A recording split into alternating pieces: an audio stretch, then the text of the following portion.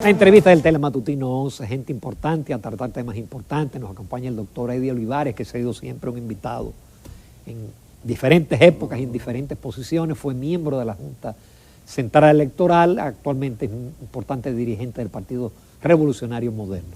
Muy buenos días, Eddie, un placer de nuevo tenerte. Y fue un invitado en la campaña electoral como vocero de Hipólito Mejía, en la pre-campaña y en la campaña. Y hay que reconocer también que mientras fue miembro de la Junta Central Electoral, siempre acudió a nuestras invitaciones y nunca evadió ninguna pregunta. Así que bienvenido siempre al programa, doctor. Yo muy contento de estar aquí.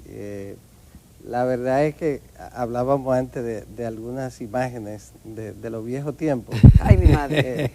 Ay, papá. Pero la mía, cuando vine la primera vez, debe estar muchos años. Claro. Pues tú eres jovencito. Eddie, yo quiero aprovechar tu condición, aunque ya es un tema que ya pasó, pero tu condición de miembro de la ex miembro de la Junta, que seguro en algún momento ustedes definieron el orden de los partidos, todo ese tipo de cosas. Yo quiero que tú nos analices tanto la sentencia de la Junta como la del Tribunal Superior Administrativo.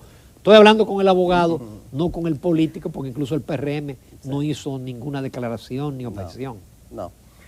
Es un problema que debió evitarse y que desafortunadamente el Congreso Nacional, estamos hablando del legislador, pero del liderazgo político, al aprobar la ley 3318 de partidos políticos, y lo mismo que entonces en lo relativo a la ley orgánica del régimen electoral, el legislador se le olvidó ese tema. Y algo que habíamos si no fue preciso. No, en cuanto a determinar el mecanismo para establecer tanto el lugar, el orden que ocupan los partidos en la boleta electoral, que es una parte fundamental. La gente se enfoca en lo que tiene que ver con el financiamiento público, pero realmente en lo que tiene que ver con el orden que aparecen los partidos en la boleta electoral y el financiamiento público como consecuencia de un mecanismo que es el que debe dar como resultado ese lugar que le corresponde. En ese sentido, desafortunadamente no fue establecido eso, a pesar de que lo habíamos discutido durante muchísimo tiempo, ese mecanismo que era fundamental para que se cumpliera con la previsibilidad en lo que tiene que ver con el lugar que le corresponde a cada partido sobre la base de la votación obtenida. Entonces, perdón, doctor, ¿eso se discutió en el proyecto cuando usted era miembro de la Junta Central Electoral que presentaron ese tema en específico? Claro, se discutió. También estaba contemplado, claro que sí, porque era un problema. Fíjese lo que pasó. A partir de la reforma del 94, que estableció la separación de las elecciones por 2 años, las congresuales y municipales de las presidenciales.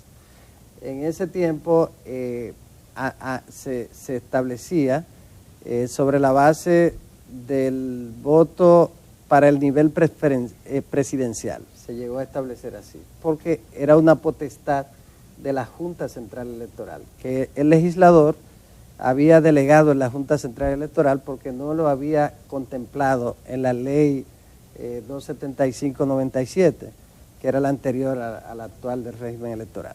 Entonces, como consecuencia de eso, en cada proceso electoral, ese era un tema que la Junta tenía que abordar, y en algunas juntas decidieron que fuera sobre la base del nivel presidencial. Pero como las elecciones antes del 96 se celebraban todas el mismo día, entonces no había ahí mucho inconveniente y se llegó a establecer una media.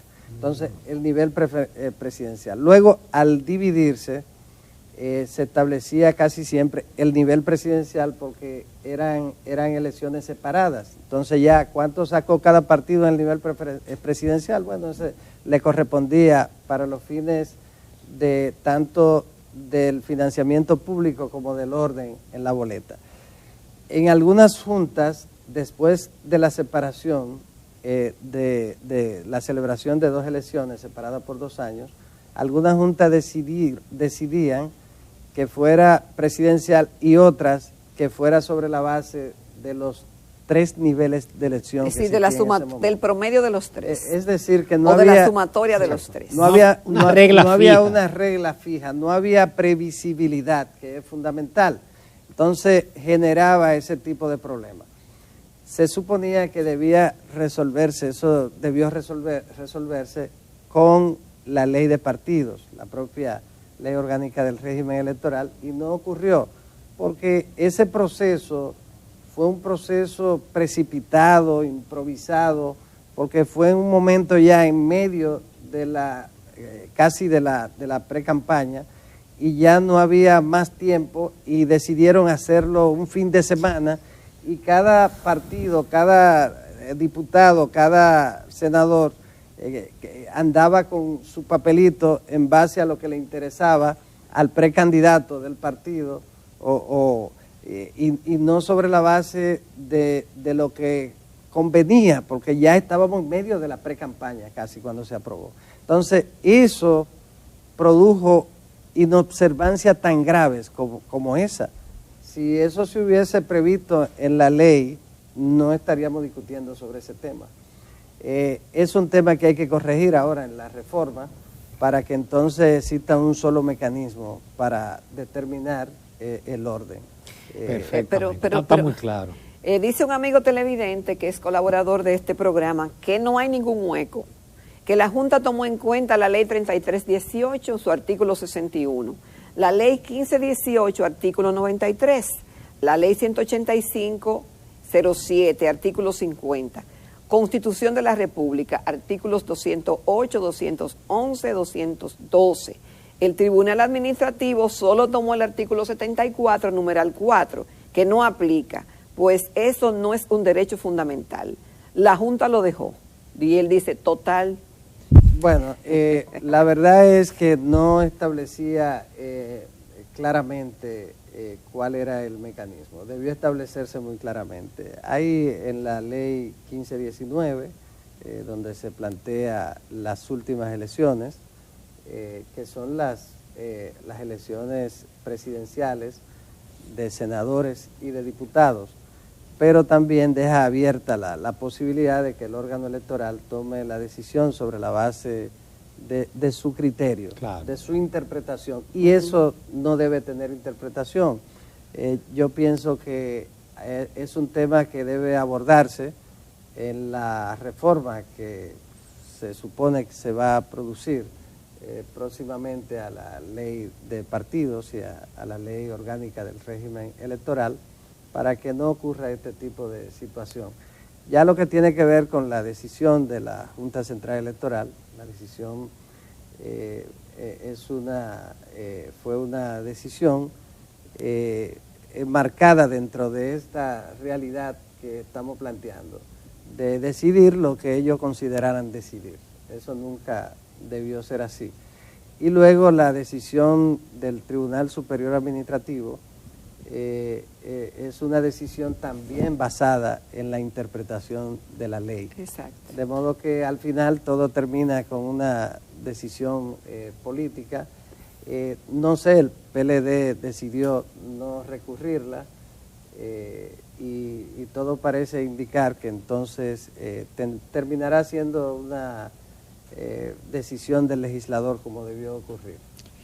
Vamos a hablar ya con Eddie Olivares, el político del Partido Revolucionario Moderno. ¿Tú sigues siendo vocero de Hipólito Mejía o ya eso concluyó con las elecciones? Concluyó. Eso fue hasta las primarias del partido, las primarias pasadas. ¿Pero tú crees que tiene vigencia política Hipólito Mejía? La tendrá siempre, toda la vida.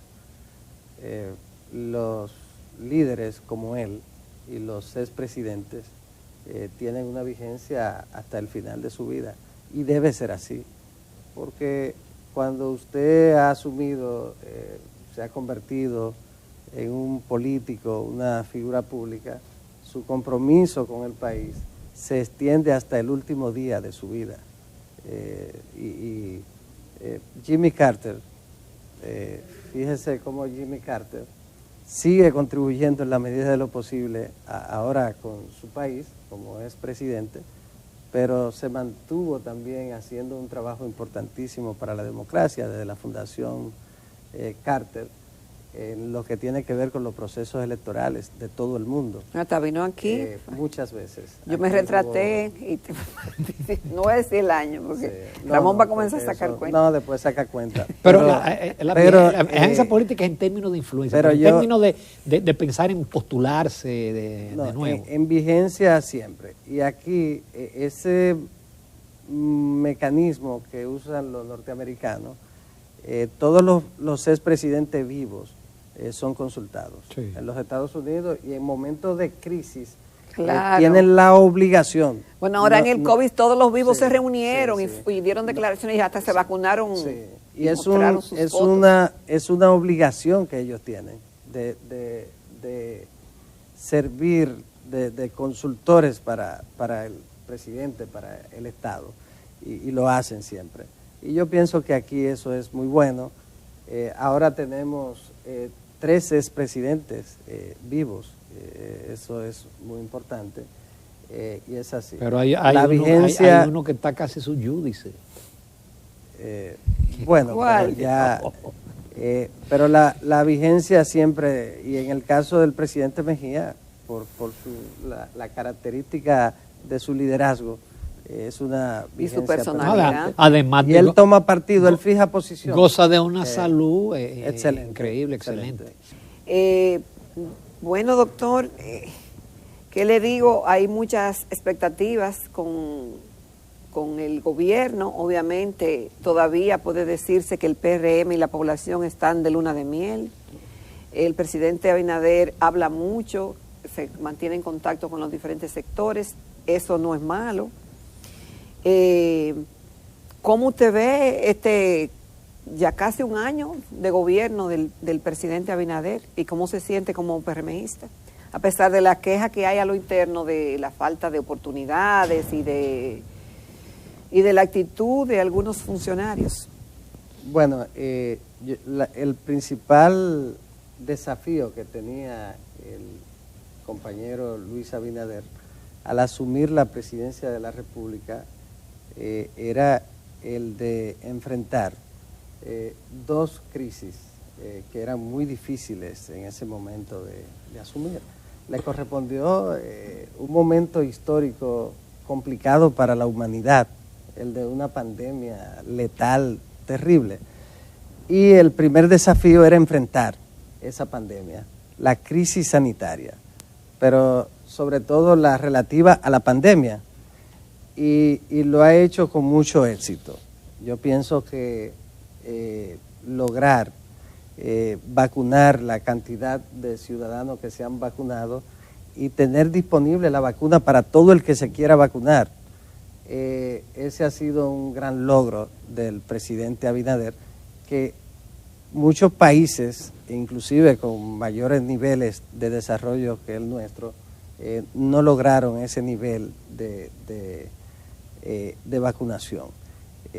Yo pienso que ha salido ahí con A, exitoso, muy exitoso, y se dedicó de lleno a eso, y ha tenido un excelente resultado que creo que nadie puede negar. En lo que tiene que ver con la crisis económica, que es el segundo gran desafío, que ya venía en un proceso de deterioro, pero con esta crisis sanitaria que arrodilló al mundo y que hizo tambalear las economías de las naciones más poderosas inclusive. Bueno, estamos viendo lo que está ocurriendo con el caso de la propia economía de los Estados Unidos, pero él también ha asumido esa crisis, la ha enfrentado y ha mantenido también en medio de la crisis algo. Yo creo que Franklin Delano Roosevelt es el ejemplo de enfrentar una crisis tan grave como esta, y lo hizo teniendo un contacto permanente con el pueblo, con los ciudadanos, y le dio un excelente resultado para la recuperación de los Estados Unidos de la Gran Depresión. creo que el compañero Luis ha trabajado eso muy bien en una comunicación permanente, cercana, con todos los sectores de la sociedad. Creo que eso ha sido muy bueno. El principal inconveniente que hemos tenido ya en lo que tiene que ver con el partido es el relativo a la designación de compañeros y compañeras en los cargos de la administración pública. En esa parte, a lo interno, sí tenemos una situación que hay que atender, porque al final de cuentas la administración es fundamental para el éxito del gobierno. Si usted no tiene servidores comprometidos, identificados con su proyecto, con su programa, y yo pienso que nosotros hemos sido un partido bastante programático, fue el partido que presentó el mejor programa de gobierno en la campaña. ¿Y lo está cumpliendo? Se va cumpliendo, pero yo pienso que para cumplir ese programa es importante que se integren los PRMistas al gobierno. Y yo pienso que la integración ha sido por el tema de que hay que liquidar a los presentes, porque ha habido lentitud, falta de comunicación o una combinación de todos los factores. Bueno, se dan todos esos factores. La falta de voluntad también. Pero es un verdadero problema. Perdón, es que también hay muchos ministros que no son del PRM. Claro. Y entonces ese no le interesa. Una gran cantidad no le interesa, no les importa la colocación de los PRMistas. Pero eso tiene la siguiente situación. Quienes tienen el compromiso principal frente al país son los PRMistas.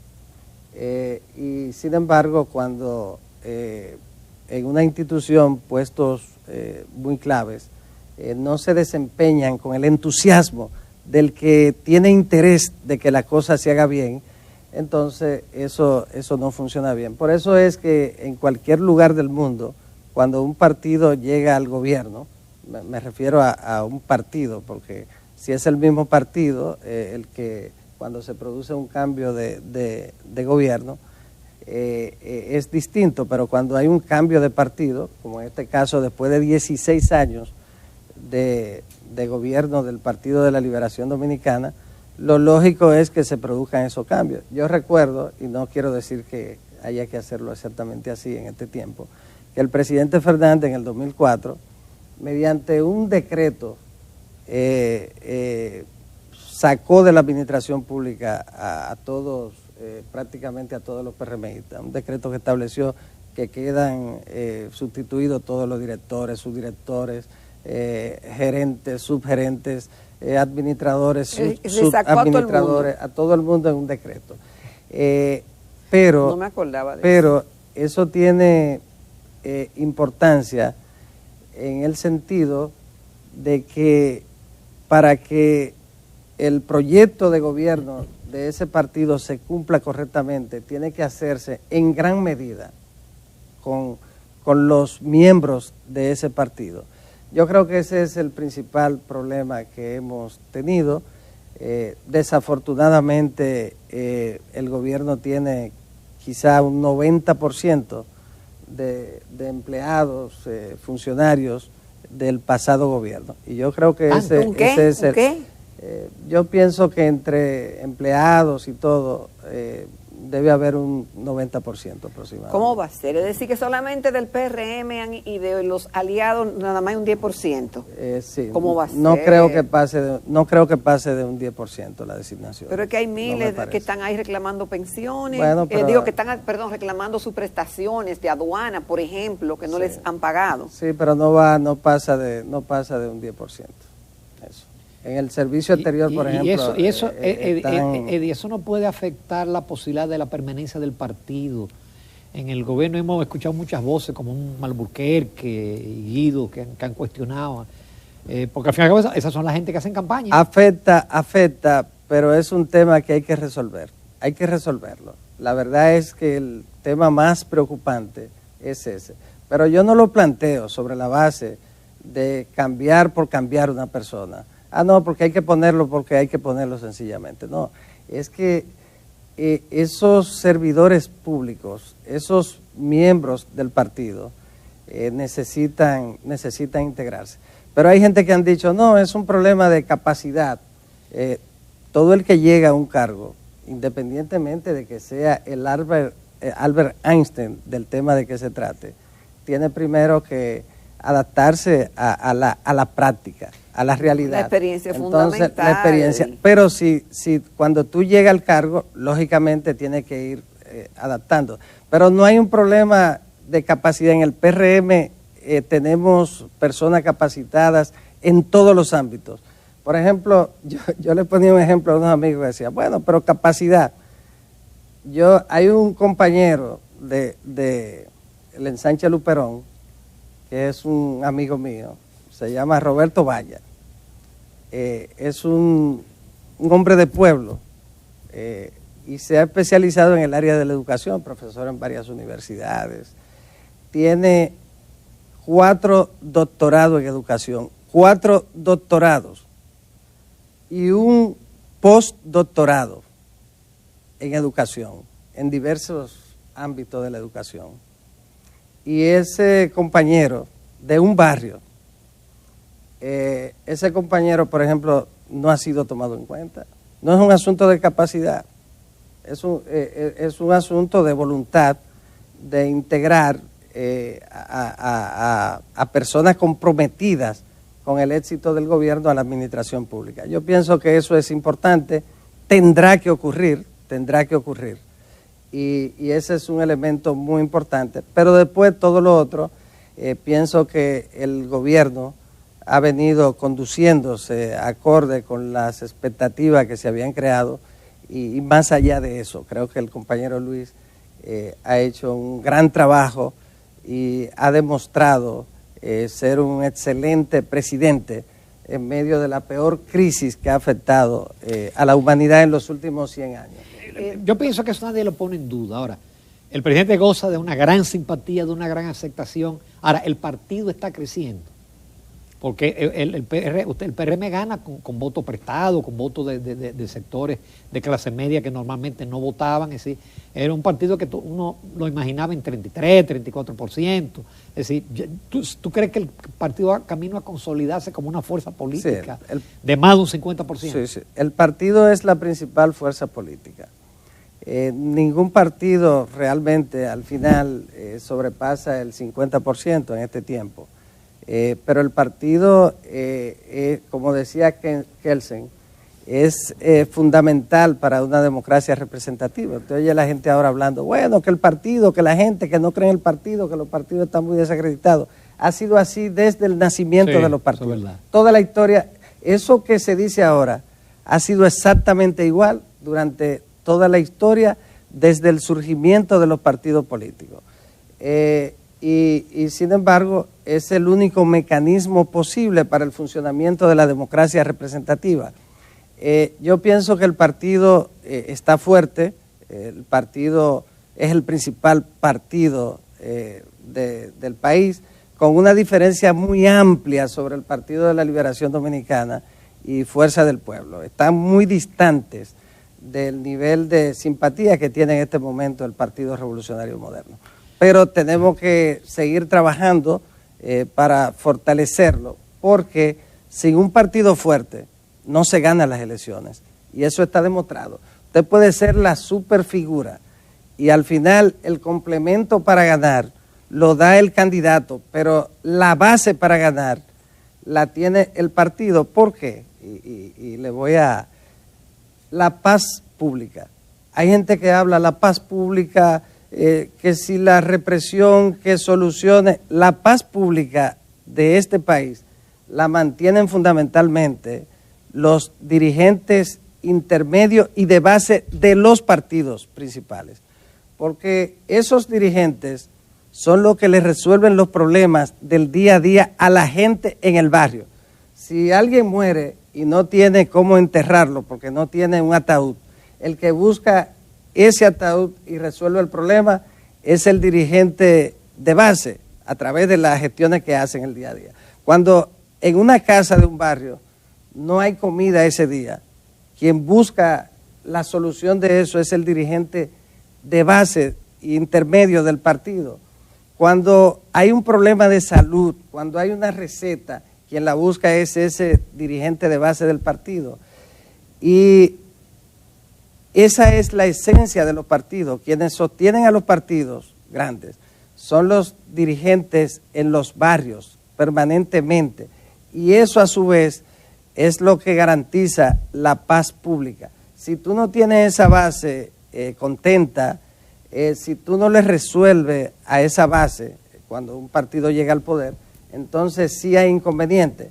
Y yo pienso que no se valora esa parte. El voto no es un voto por alguien, por el líder sencillamente.